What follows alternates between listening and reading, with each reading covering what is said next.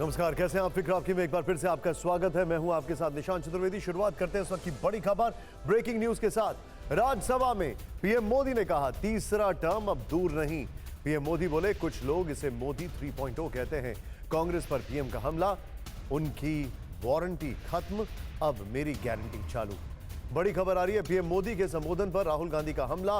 राहुल गांधी ने कहा पीएम का हर भाषण सिर्फ झूठ का अंबार होता है, क्रोध विकास की नहीं विनाश की गारंटी है। राहुल गांधी ने कहा दिल्ली में पीएम मोदी और गृह मंत्री अमित शाह से मिले नीतीश कुमार। कहा 2 बार बीच में इधर उधर गए थे, अब कहीं नहीं जाएंगे। सीट बंटवारे पर बोले मिल बैठकर बातचीत करेंगे। बड़ी खबर आ रही है ईडी की याचिका पर सीएम केजरीवाल को समन। 17 फरवरी को राउज एवेन्यू कोर्ट में पेश होने का आदेश। आम आदमी पार्टी ने कहा कानून के मुताबिक कदम उठाएंगे। और शरद पवार गुट को चुनाव आयोग ने नया नाम दिया। शरद पवार की पार्टी का नाम नेशनलिस्ट कांग्रेस पार्टी शरद चंद्र पवार होगा। यह नाम महाराष्ट्र की 6 राज्यसभा सीटों पर होने वाले चुनाव के लिए रहेगा। बड़ी खबर आ रही है यूपी विधानसभा में सीएम योगी का बड़ा बयान। बोले हमने केवल अयोध्या, काशी, मथुरा 3 जगह मांगी। अयोध्या में वचन निभाया, मंदिर वहीं बनाया। बड़ी खबर मध्य प्रदेश के सीएम मोहन यादव ने हरदा का दौरा किया है। हादसे के बाद हरदा के एसपी को हटाया गया। सीएम के दौरे के बाद हरदा कलेक्टर पर भी गिर सकती है गाज। और हेमंत सोरेन की रिमांड कॉपी में ईडी ने किया बड़ा खुलासा। सोरेन ने करीबी अधिकारियों की मदद से सरकारी जमीन पर कब्जा किया। रिश्वत लेके अधिकारियों की ट्रांसफर पोस्टिंग में भी शामिल। और पाकिस्तान में कल आम चुनाव के लिए मतदान होगा। चुनाव से पहले कराची में ब्लास्ट, 1 की मौत, 3 घायल। आज बलूचिस्तान में हुए धमाके में 8 की मौत, 12 घायल हो गए। इन सभी खबरों के साथ तब आपको कर्टन रेजर में दिखाते हैं कौन कौन सी खबरें हैं जो कि आज सुर्खियों में हैं। पहली बड़ी खबर कर्टन रेजर में जो हमारे सामने, क्या कांग्रेस नतीजों में 40 सीट पार भी नहीं जा पाएगी? पीएम मोदी की भविष्यवाणी जरूर सुनिएगा। दूसरी खबर, एनडीए 400 पार की लड़ाई, उत्तर दक्षिण के बीच भेदभाव पर कैसे आई? तीसरी खबर, पीएम मोदी ने आज नेहरू जी की किस चिट्ठी का जिक्र किया? कांग्रेस पर जन्मजात आरक्षण विरोधी होने का आरोप क्यों लगाया गया? चौथी खबर, पश्चिमी उत्तर प्रदेश से हमारे पास बड़ी खबर है, क्या नीतीश कुमार के बाद जयंत चौधरी भी इंडिया अलायंस से निकल जाएंगे? और पांचवी खबर, कौन कौन हत्यारे, बारूदी साजिश की चेन क्या है? Chain trail. हरदा से टीवी9 का बहुत बड़ा खुलासा दिखाएंगे। लेकिन पहली बड़ी खबर फिक्र आपकी में शुरुआत आज की बड़ी खबर से, प्रधानमंत्री मोदी के धमाकेदार भाषण से। राष्ट्रपति के अभिभाषण पर बहस का जवाब आज प्रधानमंत्री ने राज्यसभा में दिया। वो पूरे 1 घंटा 30 मिनट तक बोले। इस दौरान उन्होंने कांग्रेस पर कई बार हल्के फुल्के अंदाज में तंज कसा। नेहरू जी का जिक्र करके आरक्षण मुद्दे पर कांग्रेस पर जन्मजात विरोधी होने का आरोप लगाया। राहुल गांधी का बिना नाम लिए कई बार चुटकी ली। दक्षिण के साथ भेदभाव वाले कांग्रेस के आरोप पर हिमालय वाला पलटवार किया। सबसे बड़ी बात, आज उन्होंने कांग्रेस 40 सीट भी पार नहीं कर पाएगी इसकी भविष्यवाणी की। पहले आप पीएम मोदी का ये सियासी अंदाज देखिए, इसके बाद खबरों को विस्तार से बताएंगे।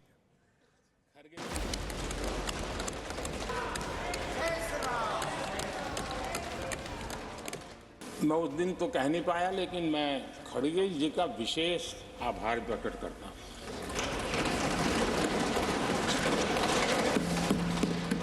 लोकसभा में तो कभी कभी मिल जाता है, लेकिन आजकल वो दूसरी ड्यूटी पर है तो मनोरंजन कम मिलता है। लेकिन लोकसभा में मनोरंजन की जो कमी हमें खल रही है, उस दिन आपने पूरी कर दी और आजकल नहीं रहती। कांग्रेस 40 पार नहीं कर पाएगी। मैं प्रार्थना करता हूं कि आप 40 बचा पाए।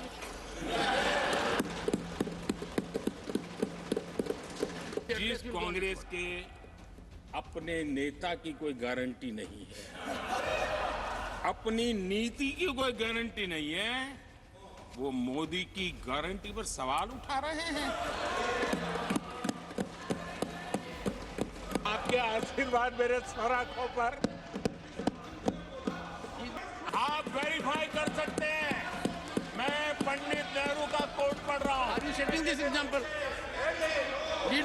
आदरणीय सभापति जी, सिट डाउन। अब वो नॉन स्टार्टर है, न तो वो लिफ्ट हो रहा है न वो लॉन्च हो रहा है।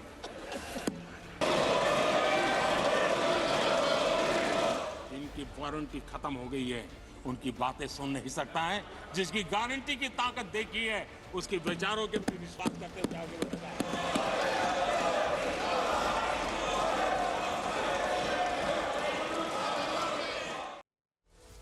चाहे लोकसभा हो या फिर राज्यसभा, प्रधानमंत्री जी के भाषण में जो मैसेजिंग थी, वो मैसेजिंग सीधे तौर पर चुनावी कैंपेन के लिए एक बहुत बड़ा इंडिकेशन है कि अब आने वाली रैलीज में, आने वाले भाषणों में क्या गूंजने वाला है।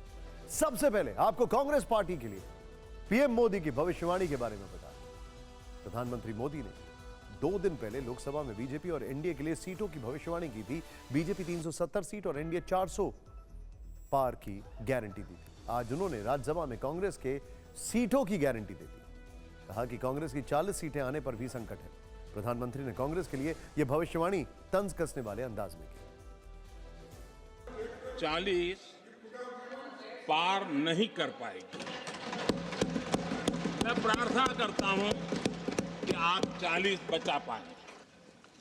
देखते ही देखते इतना बड़ा दल, इतने दशकों पर तक देश पर राज करने वाला दल, ऐसा पतन, ऐसी गिरावट, हमें खुशी नहीं हो रही है। हमारी आपके प्रति संवेदनाएं हैं, लेकिन डॉक्टर क्या करेगा जी, पेशेंट खुद। आगे क्या बोलूं? प्रधानमंत्री नरेंद्र मोदी ने 400 पार का नारा दिया। वो कांग्रेस के लिए 40 सीट की भविष्यवाणी कर रहे हैं। सवाल यह है कि बीजेपी के नेतृत्व में एनडीए की 400 सीटें आएंगी कैसे, क्योंकि पिछले लोकसभा चुनाव में बीजेपी ने उत्तर भारत की ज्यादातर सीटें जीत ली थीं। अब अगर 400 सीट के लक्ष्य को हासिल करना है तो क्या बीजेपी को दक्षिण भारत में विस्तार करना होगा? ये रिपोर्ट देखिए।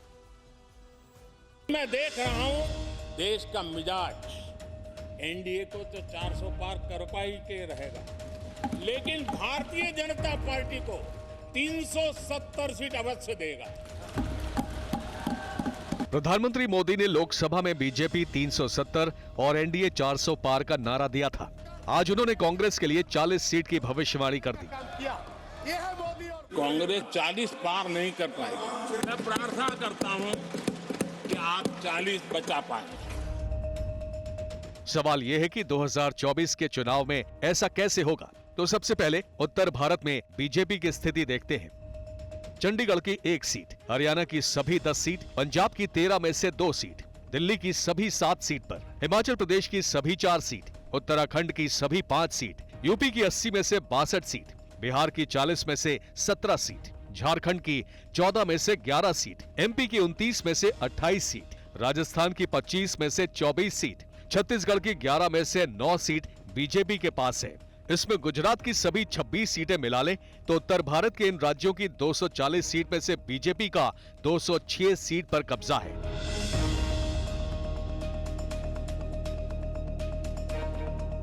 इसमें अगर पंजाब को छोड़ दें तो बाकी राज्यों में स्ट्राइक रेट 80 से 100% है। इन राज्यों में सीट बढ़ने की गुंजाइश ना के बराबर है। वहीं महाराष्ट्र और पश्चिम बंगाल की कुल 90 सीट में से बीजेपी के पास 41 सीट है। असम, ओडिशा की 35 सीट में से बीजेपी के पास 17 सीटें हैं। ऐसे में अगर बीजेपी को यह लक्ष्य हासिल करना है तो द्वार सिर्फ दक्षिण में खुल सकता है, क्योंकि यहां केरल, तमिलनाडु, आंध्र प्रदेश, कर्नाटक, तेलंगाना, पुडुचेरी और लक्षद्वीप में कुल मिलाकर 131 सीटें हैं, जिसमें से बीजेपी के पास सिर्फ 29 सीट है।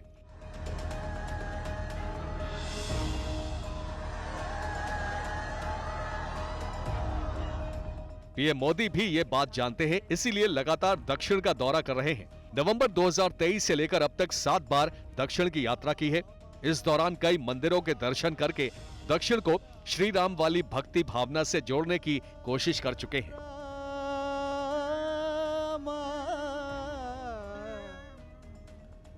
रामन एन्नुम सेम्मै सेर नामम तन। इस देश की वित्त मंत्री निर्मला सीतारमण ने कुछ दिन पहले कहा कि बीजेपी दक्षिण भारत के लिए जमकर काम कर रही है। दिसंबर में बीजेपी की एक बैठक हुई और एक एनालिसिस यह था कि दक्षिण भारत की 84 सीटें ऐसी हैं जो बीजेपी ने कभी नहीं जीती और इसमें कुछ और राज्यों की सीटें मिला दें तो वो आंकड़ा 160 होता है। प्रधानमंत्री नरेंद्र मोदी का 400 और 40 सीटों का यह अंक गणित सीधे तौर पर उत्तर दक्षिण से जुड़ा है। कांग्रेस और इंडिया गठबंधन में शामिल दल भी ये बात अच्छी तरह समझ लें, इसीलिए बीजेपी के दक्षिण अभियान को रोकने के लिए कांग्रेस एक नया मुद्दा लेकर मैदान में उतर गई है। कर्नाटक की पूरी सरकार दिल्ली चलो के नारे के साथ प्रदर्शन करने दिल्ली के जंतर मंतर पहुंच गई। प्रदर्शन में कर्नाटक के मुख्यमंत्री सिद्धरामैया, डिप्टी सीएम डी के शिव कुमार और तमाम मंत्री, कांग्रेस विधायक और सांसद शामिल हुए। सवाल यह है कि आखिर कर्नाटक की पूरी सरकार को दिल्ली में आकर धरना प्रदर्शन क्यों करना पड़ा? कर्नाटक सरकार का आरोप है कि केंद्र से मिलने वाले फंड में उसकी हिस्सेदारी पहले से कम कर दी गई है। इससे राज्य को भारी नुकसान हो रहा है। दलील है कि कर्नाटक देश का दूसरा सबसे ज्यादा टैक्स जमा करने वाला राज्य है, जबकि बदले में केंद्र से उसका हक नहीं मिल रहा। कर्नाटक सरकार की मांग है केंद्र संविधान के नियमों के मुताबिक राज्य को वित्तीय संसाधन मुहैया कराए। जिस वक्त कर्नाटक के मुख्यमंत्री से लेकर डिप्टी सीएम और मंत्री विधायक फंड को लेकर केंद्र सरकार पर हमले कर रहे थे, प्रधानमंत्री मोदी राष्ट्रपति के अभिभाषण पर राज्यसभा में बोल रहे थे। उन्होंने फंड को लेकर कांग्रेस की लड़ाई को उत्तर और दक्षिण में विभाजन पैदा करने की कोशिश बताया। प्रधानमंत्री की बात आपको हम बताएंगे, लेकिन पहले आपको दिखाते हैं कि कांग्रेस ने टैक्स और फंड की लड़ाई को कैसे बड़ा राजनीतिक मुद्दा बना दिया। संसद भवन से सिर्फ 2 किलोमीटर दूर जंतर मंतर पर यह प्रदर्शन, नारेबाजी, कर्नाटक को मिलने वाले अनुदान में पक्षपात और सूखा राहत राशि नहीं मिलने के विरोध में हुआ। कर्नाटक सरकार का पूरा अमला जंतर मंतर पर उतर आया। Karnataka is number 2 as far as the tax collection is concerned. If you collect 100 rupees and giving it to Government of India, we are getting back only 12 to 13 rupees as our share. Karnataka के CM और deputy CM कह रहे हैं कि प्रदर्शन का राजनीति से कोई लेना देना नहीं है, वो तो अपना हक मांगने दिल्ली आए हैं। We are asking for our rights. It is purely our right. Whatever the percentage we are supposed to get, we are getting only 13%. We don't let some other states also be benefited. I don't mind. See, for example, they are given gift city to Gujarat. Let them give us also gift city. एक तरफ कांग्रेस के नेता जंतर मंतर पर धरना दे रहे थे, तो दूसरी तरफ बीजेपी ने संसद परिसर में प्रदर्शन किया। बीजेपी ने कर्नाटक की कांग्रेस सरकार पर करप्शन का आरोप मढ़ा और जंतर मंतर के प्रोटेस्ट को कांग्रेस की उत्तर दक्षिण की राजनीति से जोड़ दिया। बात उत्तर और दक्षिण की नहीं है, बात सिर्फ इतनी सी है कि जितना हम टैक्स दे रहे हैं उतना हमको वापस दीजिए। टैक्स की हिस्सेदारी का सवाल कांग्रेस और बीजेपी के बीच राजनीतिक लड़ाई का मुद्दा बन गया है। हालांकि टीवी 9 भारतवर्ष से एक्सक्लूसिव बातचीत में कर्नाटक के ग्रामीण विकास मंत्री प्रियांक खड़गे ने इसे हक की लड़ाई बताया। यह मुद्दा ये है कि 14th फाइनेंस कमीशन में हमको 4.75% मिल रहा था, अभी 15th फाइनेंस कमीशन में हमको 3.65% मिल रहा है। क्या हम ये भी ना पूछे सरकार से कि 1% कम कैसे होगा? दक्षिण भारत के 5 में से 3 राज्य कर्नाटक, तमिलनाडु और केरल एक ही मांग कर रहे हैं। इसी मांग को लेकर केरल के मुख्यमंत्री पिनराई विजयन दिल्ली पहुंच चुके हैं। वो अंतरिम बजट में केरल के साथ सौतेला बर्ताव करने का आरोप लगाते हुए कल प्रदर्शन करने वाले हैं। हालांकि वित्त मंत्री निर्मला सीतारमण ने इस पर जवाब दिया। उन्होंने कहा है कि क्योंकि ये अपने फ्रीबीज वाले वादे को निभा नहीं पा रहे हैं, इसलिए ब्लेम सेंट्रल गवर्नमेंट के ऊपर शिफ्ट कर रहे हैं। कर्नाटक सरकार ने सिर्फ दिल्ली में प्रदर्शन नहीं किया, सोशल मीडिया पर भी इसे लेकर माई टैक्स माई राइट यानी मेरा टैक्स मेरा अधिकार कैंपेन चलाया जा रहा है। कर्नाटक सरकार ने इस हैशटैग को अपनाते हुए अखबारों में पूरे पेज का विज्ञापन दे दिया है। प्रधानमंत्री मोदी राज्यसभा में राष्ट्रपति के अभिभाषण पर बोले तो उन्होंने इस तरह का मुद्दा उठाने के लिए कांग्रेस पर तीखे हमले किए। प्रधानमंत्री ने कहा कि कांग्रेस देश तोड़ने का नया नैरेटिव गढ़ रही है, उत्तर दक्षिण को तोड़ने के लिए बयान दिए जा रहे हैं।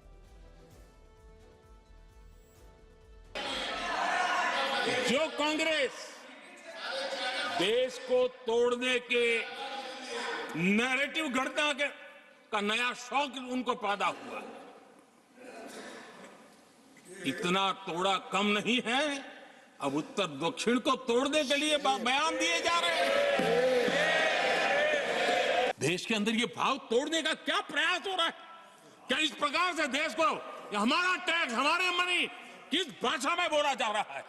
ये देश के भविष्य के लिए नया खतरा पैदा करने वाली बात है। जिस प्रकार की इंदौर भाषा बोली जा रही है, देश को तोड़ने के लिए, राजनीतिक स्वार्थ के लिए नए नैरेटिव गढ़े जा रहे हैं। एक पूरी सरकार मैदान में उतर करके उन भाषा गढ़ रही है। इससे बड़ा देश का दुर्भाग्य क्या हो सकता है? अब देखिए, समझने वाली बात है कि आखिर कर्नाटक की सरकार टैक्स के बंटवारे का मुद्दा क्यों उठा रही है और टैक्स की हिस्सेदारी का मामला दिल्ली क्यों पहुंच गया है। कर्नाटक के मुख्यमंत्री सिद्धरामैया जो है, उनका दावा है कि कर्नाटक केंद्र सरकार को 100 रुपए टैक्स देता है। केंद्र सरकार से कर्नाटक को सिर्फ 13 रुपए वापस मिलते हैं। TV9 भारतवर्ष से बातचीत में कर्नाटक के ग्रामीण विकास मंत्री प्रियांक खड़गे ने दावा किया कि 14वें वित्त आयोग ने कर्नाटक की टैक्स हिस्सेदारी 4.71% तय की थी, लेकिन 15वें वित्त आयोग ने इसे घटाकर, उनका कहना है कि इसको घटा दिया गया, 4.71% से घटाकर इसको 3.64% कर दिया है। कर्नाटक सरकार का दावा है कि इससे राज्य को पिछले 5 साल में 62,000 करोड़ रुपए का नुकसान हुआ है। कर्नाटक के सीएम का दावा है कि उनके राज्य ने केंद्र सरकार को करीब 4 लाख करोड़ रुपए टैक्स के तौर पर दिए हैं, लेकिन उन्हें केंद्र से सिर्फ 50,000 करोड़ रुपए मिल रहे हैं। सिद्धरामैया का आरोप है कि राज्य सरकार ने सूखे से निपटने के लिए 18,177 करोड़ रुपए फंड मांगा था, लेकिन केंद्र सरकार ने 1 रुपया भी नहीं दिया। कर्नाटक सरकार का आरोप है कि केंद्र ने कर्नाटक सरकार की कई योजनाओं के लिए भी फंड नहीं दिया है। कर्नाटक सरकार ने टैक्स और फंड की हिस्सेदारी को लेकर केंद्र सरकार पर आरोप लगाया, दिल्ली में धरना प्रदर्शन किया, कर्नाटक के अखबारों में आरोपों की फेहरिस्त विज्ञापन की शक्ल में छापी। कर्नाटक की कांग्रेस सरकार के आरोपों पर केंद्र सरकार ने जवाब दिया। केंद्र सरकार का कहना है कि सारे आरोप राजनीति के लिए लगाए गए। केंद्र सरकार का कहना है कि कर्नाटक को यूपीए के 10 साल में जितना फंड मिला था, मोदी सरकार के कार्यकाल में उससे 3.5 गुना से ज्यादा फंड दिया गया। केंद्र सरकार का दावा है कि 2014 से 10 जनवरी 2024 तक कर्नाटक को केंद्र सरकार की तरफ से 2,85,000 करोड़ रुपए मिले, जबकि यूपीए के 10 साल में कार्यकाल में कर्नाटक को सिर्फ 81,795 करोड़ रुपए मिले। केंद्र सरकार का कहना है कि कर्नाटक को अनुदान के तौर पर भी काफी फंड दिया गया है। मोदी सरकार के कार्यकाल में कर्नाटक को अनुदान के तौर पर 2,08,000 करोड़ रुपए दिए गए थे, जबकि यूपीए के कार्यकाल में सिर्फ 60,779 करोड़ रुपए दिए थे। कर्नाटक सरकार का आरोप है कि 15वें वित्त आयोग में उनकी हिस्सेदारी कम कर दी गई। केंद्र सरकार ने जवाब दिया और कहा कि 14वें वित्त आयोग से कर्नाटक को 1,51,000 करोड़ रुपए मिले, जबकि 15वें वित्त आयोग से राज्य को 1,74,000 करोड़ रुपए मिले। कर्नाटक सरकार के आरोपों पर पलटवार के लिए केंद्रीय वित्त मंत्री निर्मला सीतारमण खुद सामने आई। उन्होंने राहुल गांधी के जेएनयू जाने की घटना का जिक्र किया और फिर आरोप लगाया कि कांग्रेस अलगाववादियों की भाषा बोल रही है। Disaster management 6196 crore has been given। अगर हमने डिजास्टर रिलीफ के लिए पैसा दे दिए, ये कैसे एडवर्टाइजमेंट में जीरो डाल रहे, वो एक बात है। ये सब बातें सिर्फ एक मानसिकता से निकलता है, वो अलगाववाद मानसिकता है। कांग्रेस पार्टी आज अलगाववादी लोग के साथ है, देश को टुकड़े टुकड़े करने वाले लोगों के साथ है। 2-3 साल पहले आपने तब की नेशनल प्रेसिडेंट श्री राहुल गांधी जी को जेएनयू में देखे, उसके बाद में टुकड़े टुकड़े गैंग के साथ खड़े होते हुए देखे। आज पार्टी तमिलनाडु में भी ऐसे बयानबाजी, अलगाववादी बात करने वाले के साथ रहता है, उनको कंडेम नहीं करता है। वित्त मंत्री निर्मला सीतारमण ने कहा कि कैंपेनिंग के दौरान, कर्नाटक चुनावों की कैंपेनिंग के दौरान ही उन्होंने कहा था कि कर्नाटक की कांग्रेस सरकार, बल्कि उस वक्त कांग्रेस की सरकार नहीं थी, कांग्रेस जो वादे कर रही है, गारंटीज की बात कर रही है, उसके लिए उसको 60,000 करोड़ रुपए खर्च करने पड़ेंगे, जो कि उसके लिए बड़ा भारी पड़ेगा और अब वही हो रहा है। टैक्स और केंद्र से मिलने वाले फंड को लेकर छिड़ी इस लड़ाई में आपके मन में एक सवाल जरूर पैदा होगा, आखिर राज्य और केंद्र के बीच टैक्स का बंटवारा कैसे होता है, ये काम कौन करता है। चलिए आपको इस सवाल का भी जवाब दे देते हैं। संविधान के आर्टिकल 280 में वित्त आयोग बनाने का प्रावधान किया गया है। वित्त आयोग का मुख्य काम है केंद्रीय टैक्स में से राज्यों के हिस्सेदारी की सिफारिश करना। केंद्र और राज्यों के बीच टैक्स का बंटवारा एक वेटेज सिस्टम के आधार पर किया जाता है। राज्य को टैक्स का बंटवारा तय करने के लिए वेटेज सिस्टम कई बातों पर निर्भर करता है, जैसे राज्य की आय, आबादी, एरिया, डेमोग्राफी, प्रदर्शन और जंगल और इकोलॉजी। इस वक्त देश में 15वें वित्त आयोग की सिफारिशें चल रही हैं जो 2026 तक मान्य रहेंगी। इसी को कर्नाटक सरकार ने मुद्दा बना के रखा है। टैक्स को लेकर उत्तर वर्सेस दक्षिण की ये लड़ाई कल भी जारी रहेगी। आज कर्नाटक सरकार ने प्रदर्शन किया, कल केरल के मुख्यमंत्री P Vijayan left democratic front सरकार के मंत्रियों और नेताओं के साथ दिल्ली में प्रदर्शन करेंगे। प्रधानमंत्री मोदी ने आज कांग्रेस को जन्मजात आरक्षण विरोधी कहा, SC ST OBC विरोधी कहा है। इसके लिए उन्होंने नेहरू जी की उस समय के मुख्यमंत्रियों को लिखी गई एक चिट्ठी को कोट किया।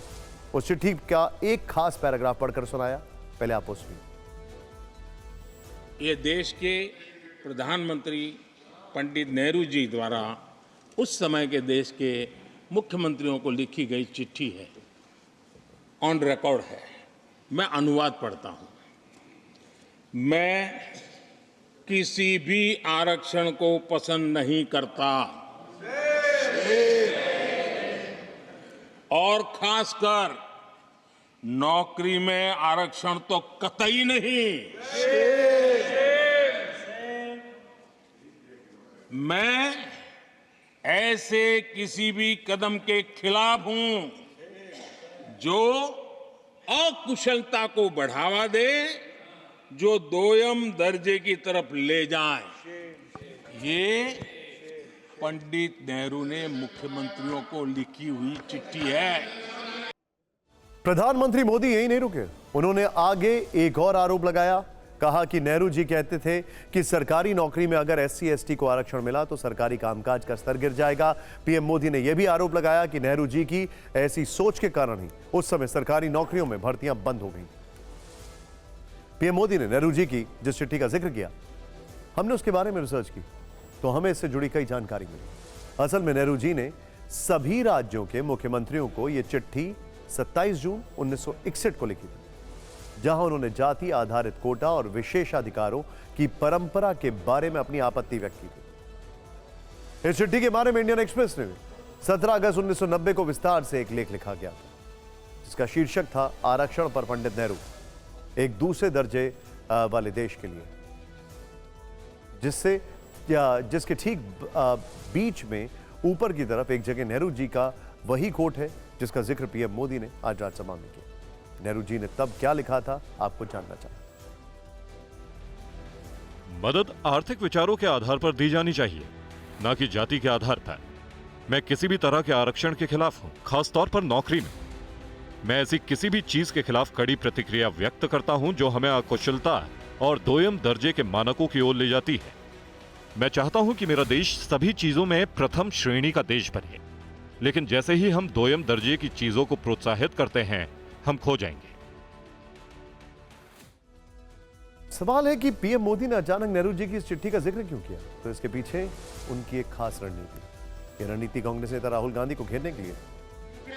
राहुल गांधी जो लगातार अपनी भारत न्याय यात्रा में आरक्षण का मुद्दा उठाते रहे हैं, सत्ता में आने पर 50% आरक्षण की सीमा खत्म करने का वादा करते रहे। जाति जनगणना हम लागू कर देंगे। कल तेलंगाना के चीफ मिनिस्टर आए, उन्होंने मुझे कहा कि तेलंगाना में काम शुरू है, जहां भी हमारी सरकार है हम जाति जनगणना कर रहे हैं। 50% का जो कैप लगाया है, रिजर्वेशन का जो 50% का कैप है, इसको खत्म कर देंगे और आदिवासी जो हैं और दलित जो हैं उनके रिजर्वेशन को प्रोटेक्ट करके हम पिछड़े वर्ग के लोगों को रिजर्वेशन देंगे। सुना आपने, राहुल गांधी ने यह वादा एक दिन पहले किया था और इससे पहले भी 2 दिन वो लगातार जाति जनगणना और आरक्षण के मुद्दे पर यही वादा जनता से कर चुके हैं। और इसी बहाने PM मोदी पर यह आरोप भी लगा चुके हैं कि जब जाति जनगणना की मांग उठी और OBC दलितों और आदिवासियों को अधिकार देने का समय आया तो प्रधानमंत्री ने कहा कि कोई जाति नहीं है, लेकिन जब वोट लेने का समय आता है तो प्रधानमंत्री कहते हैं कि वो OBC है। एक जात को दूसरी जात से लड़ाते हैं, आदिवासी को किसी और से लड़ाते हैं। राहुल ने सीधे PM मोदी पर यह आरोप लगाकर बड़ा चुनावी दांव खेला। इसी बहाने OBC वाली 6 महीने पुरानी अपनी सियासत को धार देने की कोशिश की। अब चूंकि टारगेट प्रधानमंत्री थे तो आज उन्होंने बिना राहुल गांधी का नाम लिए नेहरू जी से शुरू करते हुए कांग्रेस को जनजात आरक्षण विरोधी कह दिया। जिस कांग्रेस ने OBC को पूरी तरह आरक्षण नहीं दिया, जिसने सामान्य वर्ग के गरीबों को कभी आरक्षण नहीं दिया। जिस कांग्रेस के अपने नेता की कोई गारंटी नहीं है, अपनी नीति की कोई गारंटी नहीं है, वो मोदी की गारंटी पर सवाल उठा रहे हैं।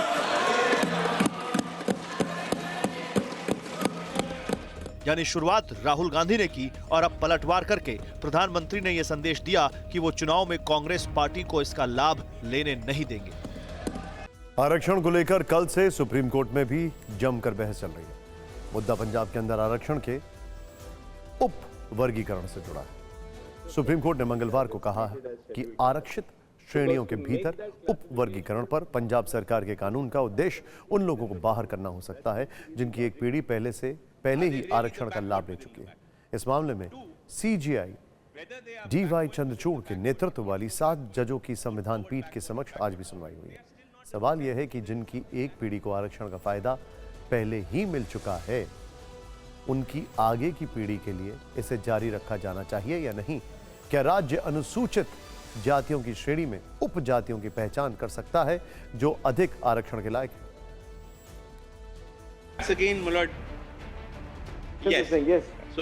पंजाब आरक्षण मामले में राज्य के महाधिवक्ता गुरमिंदर सिंह ने 7 जजों की संवैधानिक पीठ के सामने अपनी दलीलें पेश की। इसी दौरान जस्टिस विक्रम नाथ ने पूछा, क्या उप वर्गीकरण के पीछे राज्य का उद्देश्य ये था कि एक विशेष श्रेणी की कुछ उप जातियों ने बेहतर प्रदर्शन किया है, इसलिए उन्हें सामने आना चाहिए और सामान्य श्रेणी के साथ प्रतिस्पर्धा करनी चाहिए।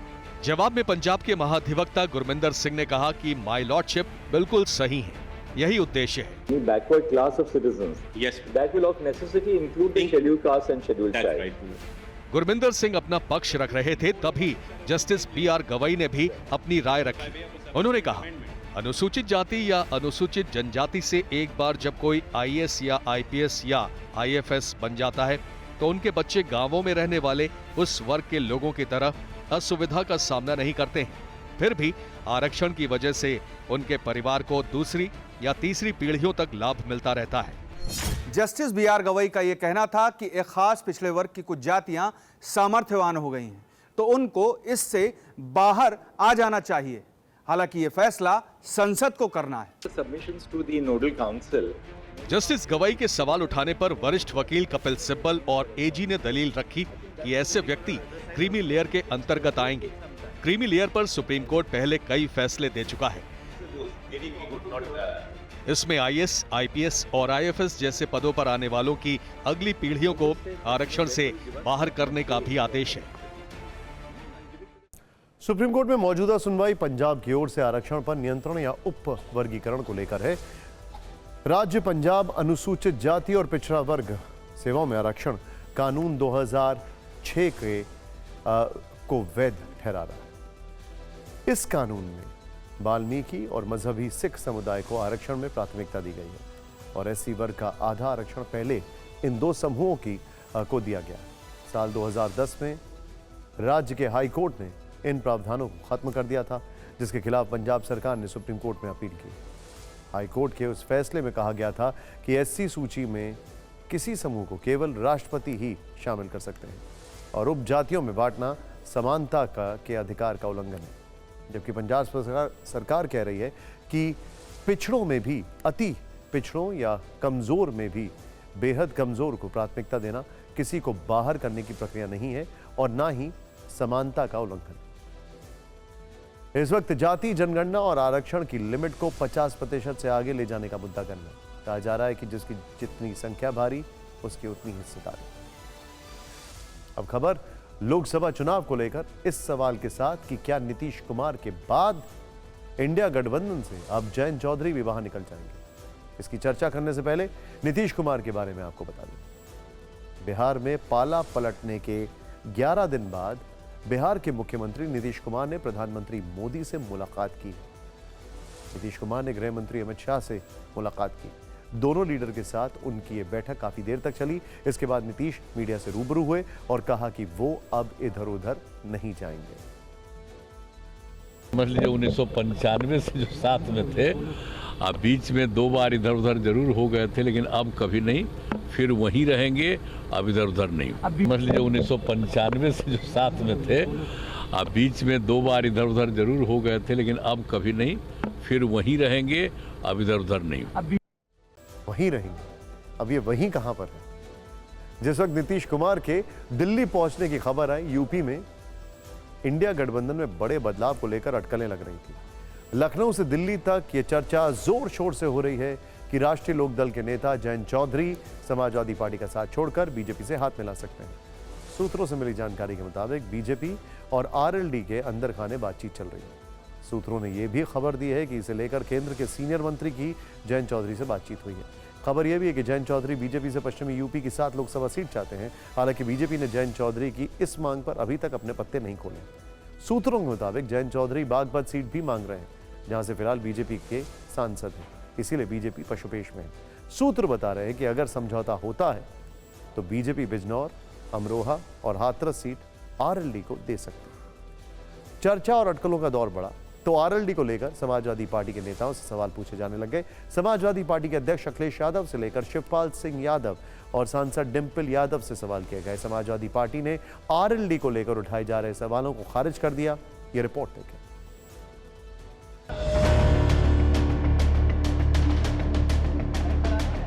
राहुल गांधी की भारत जोड़ो न्याय यात्रा 14 फरवरी को यूपी पहुंचेगी।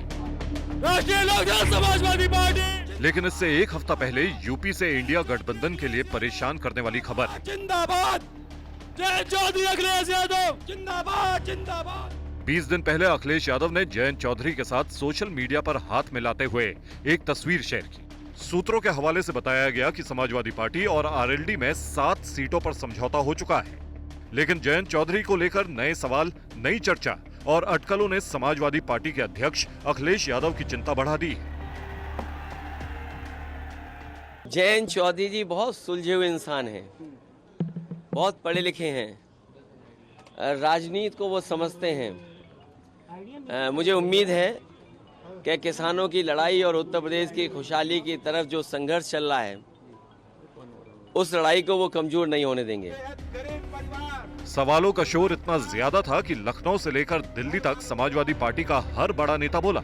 सबने एक बात कही, जयंत चौधरी कहीं नहीं जा रहे, उन्हें जयंत चौधरी पर भरोसा है और बीजेपी अफवाह फैला रही है। मैं नहीं मानती कि जो आरएलडी के जो मौजूदा जो नेता हैं जयंत चौधरी जी, जो राज्यसभा मेंबर भी हैं, वो इस तरह का कोई कदम उठाएंगे जिससे सीधे किसानों को क्षति पहुंचेगी। भारतीय जनता पार्टी के द्वारा मीडिया के माध्यम से भ्रमित किया जा रहा है, तो वो कहीं नहीं जा रहे, वो मजबूती के साथ इंडिया गठबंधन में रहेंगे और भारतीय जनता पार्टी को हराने का काम करेंगे। जयंत चौधरी को लेकर खबरों ने अखिलेश के माथे पर बल ला दिए हैं, तो बीजेपी के नेता अभी इस पर खुलकर बोलने से बच रहे हैं। जो भी पार्टी जुड़ेगी या जुड़ने वाली है, जुड़ेगी, व्हाटएवर, उनका बहुत सम्मान बढ़ेगा। उनको पता है क्योंकि उनके वोटर्स कह रहे हैं कि भाजपा ही में ही भविष्य है, भाजपा ही देश का भविष्य है। आने वाले 40 साल 50 साल भाजपा ही भविष्य, और भाजपा के साथ ही सबका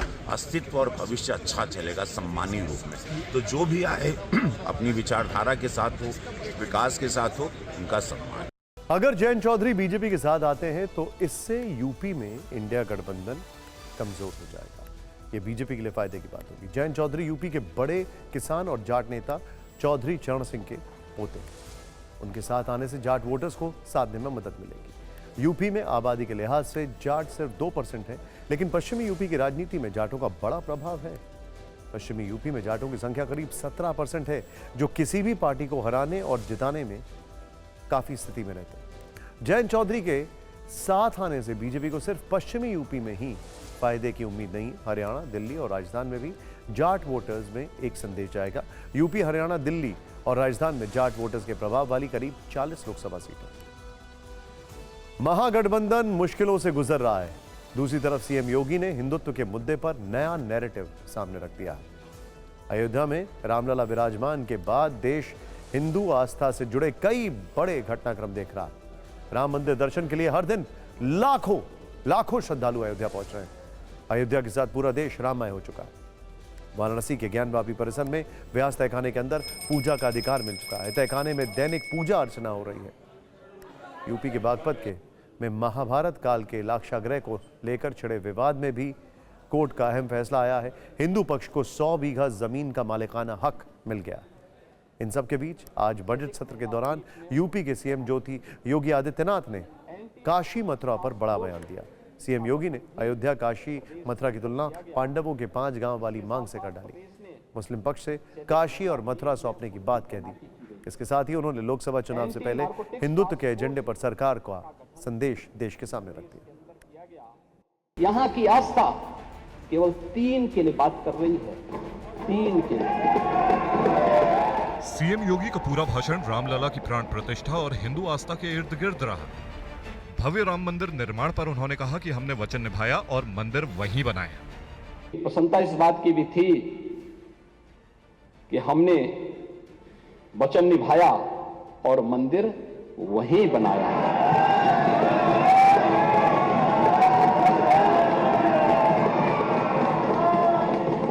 जो कहा सो किया, जो संकल्प लिया उसकी सिद्धि भी हुई। केवल बोलते नहीं हैं, करते भी हैं। सीएम योगी ने भाषण में त्रेता युग से लेकर द्वापर युग में महाभारत तक का जिक्र किया। उन्होंने पांडवों की 5 गांव वाली मांग का किस्सा सुनाया और उसे हिंदू आस्था के केंद्र काशी और मथुरा से जोड़ दिया। अयोध्या के साथ अन्याय हुआ और महोदय, जब मैं अन्याय की बात करता हूं तो हमें 5000 वर्ष पुरानी बात भी याद आने लगती है। उस समय पांडवों के साथ भी अन्याय हुआ था और उस समय कृष्ण गए थे कौरवों के पास। उन्होंने भी कहा था बस दे दो केवल 5 ग्राम, रखो अपनी धरती तमाम। हम वही खुशी से खाएंगे, परिजन पर अस्सी न उठाएंगे। लेकिन दुर्योधन वह भी दे न सका, आशीष समाज की ले न सका। यही तो हुआ था अयोध्या के साथ, और यही हुआ काशी के साथ, और यही हुआ था मथुरा के साथ भी। पांडवों की मांग से होते हुए सीएम योगी मौजूदा समय में हिंदू पक्ष की मांग पर आए। मुस्लिम समुदाय से काशी मथुरा सौंपने की बात कह डाली। हमने तो केवल 3 जगह मांगी, अन्य जगहों के बारे में कोई मुद्दा नहीं था। अयोध्या के लिए, और देखिए अयोध्या का उत्सव लोगों ने देखा तो नंदी बाबा ने भी कहा भाई हम काहे इंतजार करें। उन्होंने भी इंतजार किए बगैर रात्रि में बैरिकेड तोड़वा डाले, और हमारे कृष्ण कन्हैया कहां मानने वाले हैं। सीएम योगी के बयान को विपक्ष हिंदू वोट बैंक साधने की कवायद के तौर पर देख रहा है। सवाल यह है कि क्या मुस्लिम समुदाय काशी और मथुरा हिंदुओं को सौंपने के लिए राजी होगा?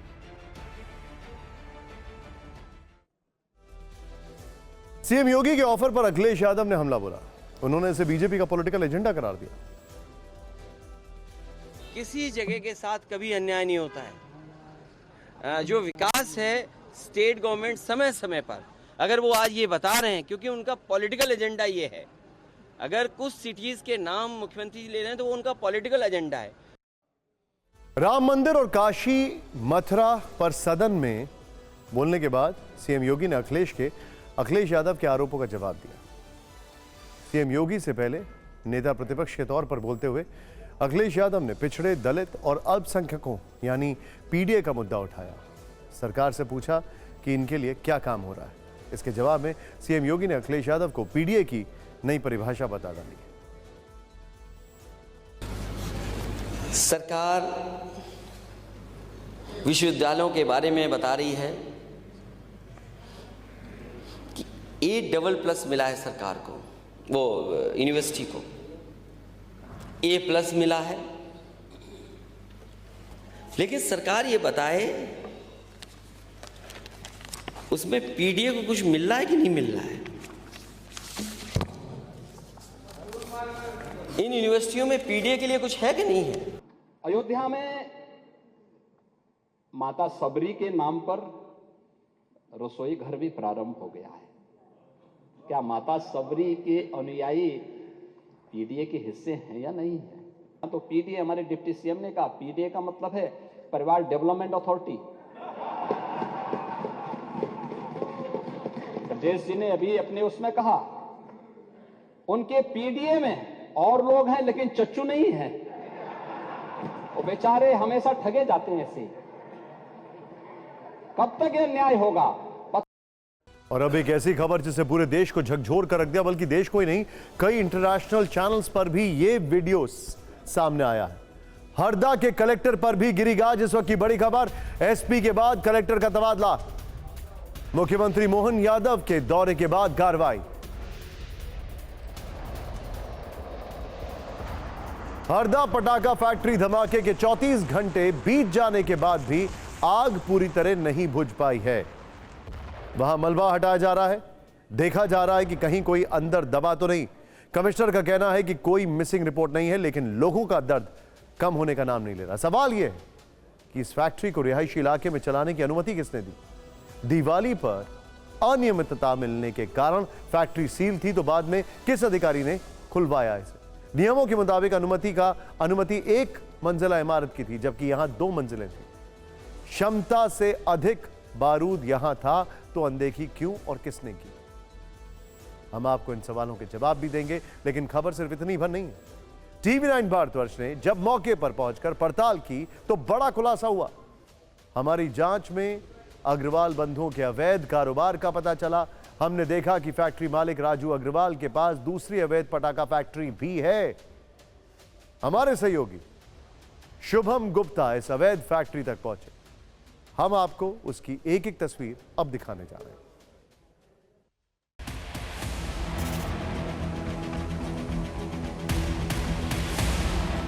खुले में पटाखे, बोरियों में बारूद। ये तस्वीर हरदा में उस जगह की है जहां कल धमाका हुआ। कुछ ही किलोमीटर दूर एक गांव के पास खेतों के बीच एक अवैध फैक्ट्री चल रही है। कर्मचारी यहां से भाग चुके हैं, मगर खुले में बारूद पड़ा हुआ है, जिसमें एक चिंगारी बड़ा धमाका कर सकती है। यकीन मानिए कि यहाँ पर एक छोटी सी चिंगारी भी अगर उड़ती है तो उसके बाद क्या कुछ हादसा हो सकता है। ये देखिए, ये तस्वीरें आप देख रहे हैं, ये पूरी तरह से बारूद है। TV9 की पड़ताल में पता चला कि इस फैक्ट्री में क्षमता से अधिक बारूद रखा है। स्थिति ऐसी है कि हम खुद बारूद के ढेर पर खड़े हैं। हैरानी की बात यह है कि प्रशासन का अब तक यहाँ ध्यान नहीं गया है, जबकि हादसा किसी भी वक्त हो सकता है। खुले में ये बारूद पड़ा हुआ है और यहाँ पर भी किसी भी तरह का कोई भी बड़ा हादसा किसी भी वक्त हो सकता है। अभी तक पुलिस प्रशासन यहाँ पर नहीं पहुँचा है कि कम से कम जो खुले में बारूद पड़ा हुआ है इसे ही एक जगह पर रख दिया जाए। गांव के सरपंच ने हमें बताया कि इस फैक्ट्री को लेकर किसी ने आवाज उठाई तो उसकी आवाज दबा दी गई। लाइसेंस कुछ नहीं इनके पास, एक लाइसेंस होगा, बाकी हजारों की शिकायतें की आपने? आपका क्या नाम है? नहीं, शिकायत नहीं की, शिकायत होती नहीं थी, क्योंकि शिकायत ऊपर कोई बात ही नहीं रखता था। आज बड़ा हादसा हुआ, सबकी आंख खुली है। इस फैक्ट्री का पिछला हिस्सा खेतों की तरफ है। किसानों को कहना है कि बारूद के कारण फसल बर्बाद हो रही है। ये तस्वीर आप उसी अग्रवाल बंधुओं के अवैध कारोबार की देख रहे हैं, अवैध फैक्ट्री की देख रहे हैं, जहां पर खेतों को भी इन्होंने नहीं छोड़ा और यहां पर ही बारूद पूरी तरह से बनता था। हमारी खेत की बाउंड्री उन्हें ये बना के रखे। कल जैसे ही एक फैक्ट्री में ब्लास्ट हुआ, उसके बाद कार्यवाही के डर से आनन फानन में दूसरी अवैध फैक्ट्री में रखा हुआ कई टन बारूद फैक्ट्री के ही पीछे जमीन में दफनाया गया। इस बीच मध्य प्रदेश सरकार भी एक्शन लेती दिख रही है। आज शाम मुख्यमंत्री मोहन यादव हरदा पहुंचे। उन्होंने घटनास्थल का जायजा लिया, अफसरों के साथ बैठक के अलावा उनसे पूरे मामले की रिपोर्ट ली। फिर वो जिला अस्पताल में घायलों और उनके परिजनों से मिले। सीएम मोहन यादव के हरदा दौरे के बाद कार्रवाई हुई। वहां के एसपी संजीव कुमार कंचन को हटा दिया गया। उनका तबादला भोपाल पुलिस मुख्यालय में कर दिया गया। कलेक्टर भी हटाए जा चुके हैं। इससे पहले मध्य प्रदेश कांग्रेस अध्यक्ष जीतू पटवारी की अगुवाई में कांग्रेस की टीम हरदा हादसे का निरीक्षण करने पहुंची। अस्पताल में वो घायलों से मिले। उन्होंने मामले की जांच के लिए SIT बनाने की मांग की। ये भी आरोप लगाया कि सरकार मौत का आंकड़ा छिपा रही है। अस्पताल से ही उन्होंने कलेक्टर को फोन किया और किसी अधिकारी के मौजूद नहीं होने पर नाराजगी जताई। कलेक्टर साहब, ये आप लोग इस तरीके से इतनी लाशें हो गई है, सैकड़ों लोग मर गए हैं, आप नहीं कर सकते हो, गलत तरीका है आपका। आप आपकी रिस्पॉन्सिबिलिटी से भागना चाहते हो? तो मैं अब हॉस्पिटल में आप अभी मैंने आपसे आमने सामने बात यहाँ की कि सर आप बेफिक्र रहो, मैं अभी 1 मिनट में आया, और कह भाग गए आप। नहीं, आप आओ यहाँ स्पॉट पे, बताओ वस्तु स्थिति क्या है। हरदा विस्फोट कांड में राजगढ़ से फैक्ट्री मालिक को गिरफ्तार किया जा चुका है। 3 आरोपी सुमेश अग्रवाल, राजेश अग्रवाल और रफीक खान से पूछताछ की गई। सवाल है कि यह तत्परता उस वक्त क्यों नहीं दिखाई गई जब अवैध पटाखा की फैक्ट्री जो थी वहां पर चल रही थी।